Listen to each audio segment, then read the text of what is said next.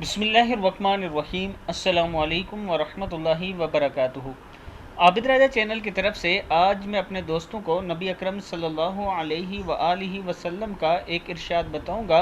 उससे पहले मैं अपने तमाम दोस्तों से गुजारिश करूंगा कि जब भी कोई हदीस या कुरानी आयत आप तक पहुँचे तो ये इरादा कर लिया करें कि आज के बाद इंशाअल्लाह हम इस पर अमल करेंगे, फिर अल्लाह ताला तौफीक भी देंगे और दुनिया और आखिरत में आपकी नेकियां भी लिखी जाएंगी। तो शुरू करते हैं। बिस्मिल्लाहिर्रहमानिर्रहीम। हुज़ूर अकरम सल्लल्लाहु अलैहि वआलिहि वसल्लम ने फरमाया, शैतान ने अल्लाह ताला से कहा, ए रब, कसम है तेरी इज़्ज़त की, मैं तेरे बंदों को हमेशा गुमराह करता रहूँगा जब तक कि इनकी रूहें इनके जिस्मों में रहेंगी। परवरदिगार आलम ने फरमाया, मुझे कसम है अपनी इज़्ज़त और बुज़ुर्गी की और रफ़त की, मेरे बंदे जब तक मुझसे बख्शिश मांगते रहेंगे मैं भी हमेशा इनको बख्शता रहूँगा।